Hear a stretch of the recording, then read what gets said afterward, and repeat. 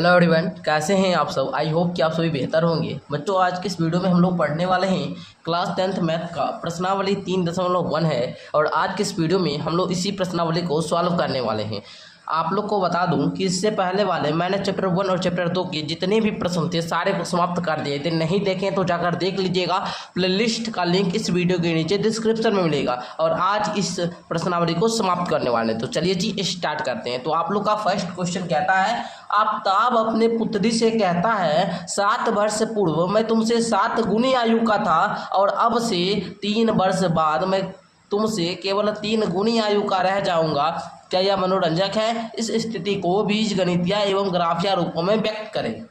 तो बाबू, मैंने यहाँ पर क्वेश्चन को नोट कर लिया है। जरा ध्यान से देखिए इसको सॉल्व कैसे करना है। ठीक है बाबू, सबसे पहले यहाँ पर आप लोग सॉल्व लिखेंगे, हल लिखेंगे। उसके बाद पहले आप लोग समझिए, कहता है आफ्ताब अपने पुत्री से कहता है, पुत्री से कहता है क्या कहता है जी कि 7 वर्ष पूर्व, 7 वर्ष पहले मैं तुमसे 7 गुनी आयु का था। पहले हम लोग को क्या करना होगा? मानना होगा। पहले क्या करेंगे? लिखेंगे माना कि आफ्ताब, क्या लिखेंगे? माना कि आफ्ताब की वर्तमान आयु मानना होगा। क्या मानना है जी? वर्तमान आयु। पहले हम लोग क्या मानेंगे? वर्तमान आयु माने हम लोग x वर्ष। क्या माने जी? x वर्ष। ठीक है, लिखेंगे माना कि आफ्ताब की वर्तमान आयु x वर्ष तथा आप लोग को क्या मानना है? उसकी पुत्री का आयु। लिखेंगे तथा पुत्री की वर्तमान आयु बराबर में y वर्ष।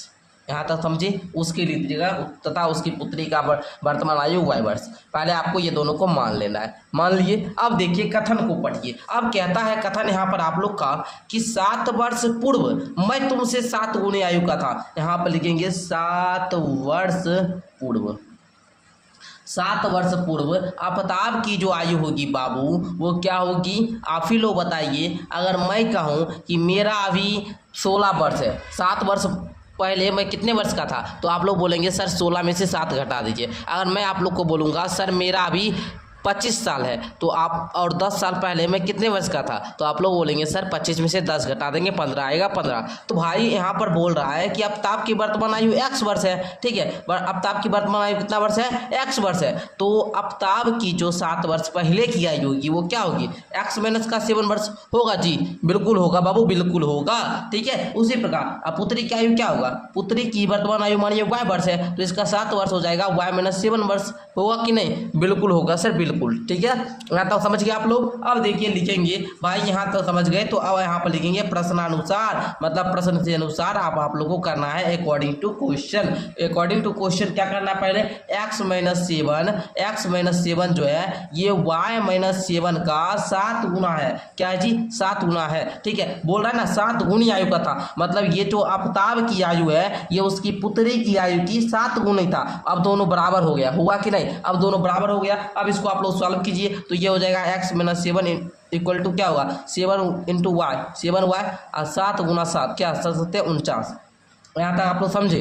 बिल्कुल समझ गए होंगे। अब देखिए यहाँ पर क्या करना है जी, x ये प्लस का 7y इधर आएगा माइनस का 7y, और ये माइनस का 49 और ये माइनस का 7 आकर प्लस का 7 हो जाएगा। ठीक है, चलिए समझ गए यहाँ तक। अब देखिए करना क्या है, x माइनस का 7y इक्वल टू यहाँ पर घटाइएगा तो ये माइनस का 42 आएगा और इसको फर्स्ट इक्वेशन मान लेना है, फर्स्ट समीकरण मान लेना है। ठीक है, चलिए अब हम लोग शर्त दूसरा पर चलते हैं। शर्त 2, ये फर्स्ट शर्त था। ठीक है, अब शर्त दूसरा क्या? कंडीशन दूसरा देखिए।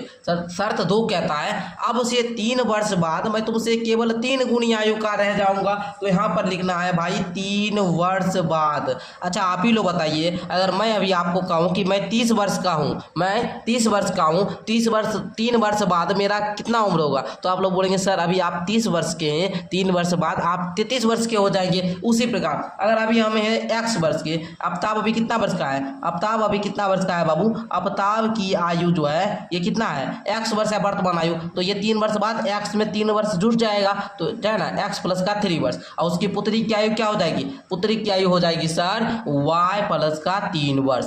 यहाँ तक समझ में आया जी? यहाँ तक समझ गए? अब देखिए आगे बाबू करना क्या होगा, अकॉर्डिंग टू क्वेश्चन, प्रश्न के अनुसार सर चलेंगे। क्या करेंगे? प्रश्न के अनुसार चलेंगे। x प्लस का 3 जो है आफ्ताब की आयु ये उसकी पुत्री की आयु से 3 गुनी आयु का रह जाएगा।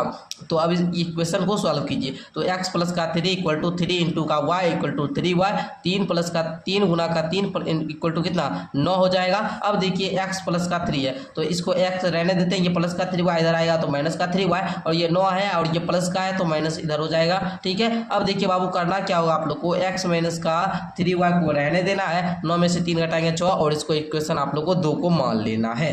यहाँ तक आप लोग समझ गए। अब आप लोग को आगे क्या करना है जी, ये हम आप लोग को बताते हैं। हम जैसा बता रहे हैं ऐसा ही आप लोग को बनाना भी है जी।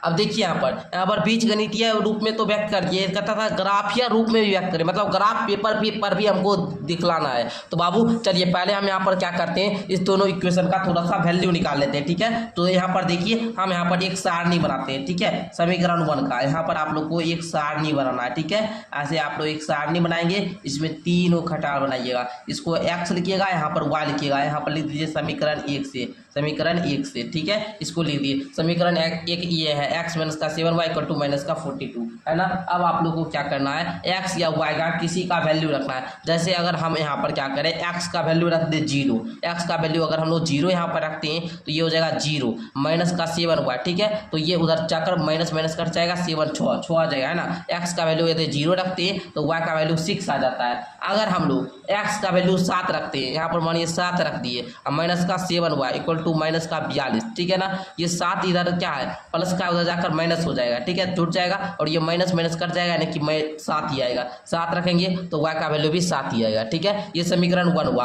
अब समीकरण सेकंड का बॉक्स बनाइए, समीकरण 2 से लिखिए, समीकरण 2 से इसका भी ये सारणी बनाना है। इस प्रकार एक सारणी बना दीजिए, तीनों खटाल बना दीजिए, बीच में उपाय गिर दीजिए। x माइनस का 3y इक्वल टू 6 है। अगर हम x की जगह पर 0 रखेंगे भैया तो ये क्या हो जाएगा, 0 माइनस 3y हो जाएगा, तो ये माइनस उधर जाएगा, तो ये यहाँ पर देखिए माइनस का 2 आ जाएगा। क्या आएगा जी, माइनस का 2। आप रखिए ना, x का वैल्यू 0 रखिएगा तो माइनस का 2 आएगा। अच्छा भैया अगर हम x के जगह पर 6 रख दे तो क्या आएगा, 6 रख दे तो 6 माइनस का 3y इक्वल टू 6 हो जाएगा। अच्छा 6 उधर चल जाएगा तो यहाँ पर 0 आ जाएगा भैया, अगर 6 रखिए तो यहाँ पर 0 आ जाएगा। यहाँ तक आप लोग समझ गए ना भैया, यहाँ तक आप लोग समझ गए। यहाँ तक अगर समझ गए तो अब आप लोग ग्राफ पेपर पर चलिए। तो आइए बच्चों, अब हम लोग इसको ग्राफ पेपर पर जो है सजाते हैं। ठीक है ना, अब हम लोग इसको ग्राफ पेपर पर दिखाते हैं, ग्राफिया रूप में व्यक्त करते हैं, निरूपित करते हैं। ठीक है ना बाबू, तो आप लोग को सबसे पहले ये दोनों समीकरण को इस पर नोट कर लेना है। ठीक है, पहले हम लोग यहाँ पर जो है समीकरण को उतार लेते हैं। ठीक है, यहाँ पर एक भाई बॉक्स बना लेना है ऐसे खटाल करके, है ना। इसमें 1 2 3 डिब्बा बना लीजिए। ठीक है, तीनों डिब्बा बना लीजिए, इसमें x इसमें y, फिर दूसरा समीकरण यहाँ पर बना लीजिए। ठीक है, ये x हो गया, ये y हो गया। नोट कर लेते हैं, 0 रखने पर क्या आया, 6 आया, 7 रखने पर 7 आया। समीकरण 2 में 0 रखने पर -2 आया, उसके बाद 6 रखने पर 0 आया। ठीक है, तो इस प्रकार हम लोग का जो है ये समीकरण इसको ग्राफ के रूप में निरूपित करना है। ठीक है, तो चलिए जी हम लोग यहाँ पर ले आ चुके हैं। तो अब हम लोग क्या करेंगे, यहाँ पर सबसे पहले एक यहाँ पर ग्राफ का निर्माण करेंगे। ठीक है, तो देखिए, तो बाबू आप लोग को अच्छे से बनाना है इंची की सहायता से। ठीक है, तो चलिए जी हम लोग यहाँ पर एक लाइन यहाँ पर ले लेते हैं। ठीक है, अब हम लोग एक इस साइड से भी एक लाइन ले लेंगे। ठीक है, चलिए बाबू, और आप लोग एक चीज़ इसमें जानते होंगे, ये जो एक डब्बा दिख रहे हैं ना, इसमें जो ये लाइन होता है ये 10 लाइनें होती है। ठीक है, ये 10 लाइनें होता है, इसको आप लोग ध्यान रखेंगे। इस प्रकार इसको ऐसे यहाँ पर तीर को अच्छे तरीके से तीर बना देंगे सारे। ठीक है, खत्म हो रहा है, तो यहाँ पर आप लोग अच्छे तरीके से इस प्रकार बना दिए। अब आप लोग को करना क्या होगा बाबू, यहाँ ये हुआ एक्स अक्ष, इसको क्या बोलते हैं, एक्स अक्ष, और ये हुआ वाई अक्ष। क्या हुआ जी, वाई अक्ष ये हुआ। अच्छा ये हुआ माइनस एक्स अक्ष, इसमें जितना भी होगा ये माइनस होता है। ठीक है, और ये हुआ माइनस वाई अक्ष। अब देखिए बाबू, ये दोनों के बीच जो होता है ये चतुर्थांश, ये आप लोग निर्देशांक ज्यामिति में पढ़े होंगे बाबू। ये प्रथम चतुर्थांश, ये द्वितीय चतुर्थांश और तृतीय और ये चतुर्थ। ठीक है, चारों क्या है, चतुर्थांश है। लेकिन यहाँ पर जो देखेंगे ये प्लस प्लस का चतुर्थांश होता है, ये क्या होता है, माइनस प्लस का, और ये होता है माइनस माइनस का, और ये होता है माइनस और प्लस, मतलब प्लस माइनस का। ठीक है, प्लस माइनस का। तो बाबू ये तो समझ गए आप लोग। अब आप लोग को करना क्या होगा, यहाँ पर 1 2 3 4 5 6 ऐसे आप लोग लिख लेंगे 7। फिर यहाँ पर इस प्रकार इसमें भी लिख लीजिए 3 4 5 6। फिर उसी प्रकार इसमें भी लिख लीजिए 1 माइनस का 2 माइनस का 3 माइनस का 4। फिर यहाँ पर माइनस का 5 माइनस का 6। फिर यहाँ पर लिखिए माइनस का 1 माइनस का 2 माइनस का 3 माइनस का 4 माइनस का 5 माइनस का 6 माइनस का 7। इस प्रकार लिख दिए। अब देखिए यहाँ पर 0 x पर रखने पर 6 y पर रखेंगे। ठीक है, x पर ये क्या हुआ 0 हुआ, और y पर यहाँ पर 6, ये बिंदु आया है ना, 0,6 लिख दीजिए। अब देखिए दूसरा बिंदु 7 7, मतलब x अक्ष पर भी 7 और y अक्ष पर भी 7, तो ये तो आ जाएगा बाबू यहाँ पर। देखिए देखिए देखिए जी, यहाँ पर आ जाएगा भाई, यहाँ पर।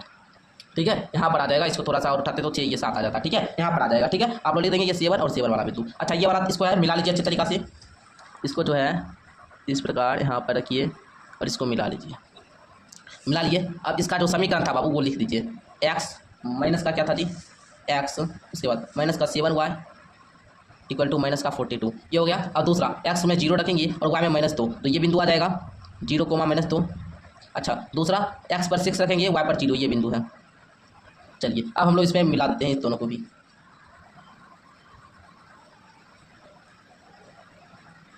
तो इसको भी हम लोग मिला दिए। अब यहाँ पर इसका जो समीकरण है उसको यहाँ पर हम लोग लिख देंगे। समीकरण क्या था, x - 3 y = 6, x - 3 y = 6। तो इस प्रकार हम लोग निरूपित कर दिए। अब आप लोग देखिएगा ये यहाँ पर जितना यहाँ ऐसे कीजिएगा ये दोनों रेखा जो है कहीं पर मिलेगा बाबू, ठीक है, ध्यान रखिएगा, ये कहीं पर क्या होगा, मिलेगा। ये देखिए दोनों समांतर नहीं है, ये तो है कहीं पर प्रतिच्छेद करेगा तब आप और उसकी पुतली का आयु हम लोग को ज्ञात करने के लिए नहीं बोला था, सिर्फ ग्राफ या रूप में व्यक्त करने के लिए बोला था, जिसको हम लोग क्या किया, ग्राफ के रूप में व्यक्त कर दिया। ठीक है, तो मैं ऐसा करूँगा कि आप लोग चैप्टर जो 3 है इसका प्रश्नावली 3.1 के फर्स्ट क्वेश्चन को बढ़िया तरीका से सीख गए होंगे। चलिए फिर हम लोग आगे देखेंगे।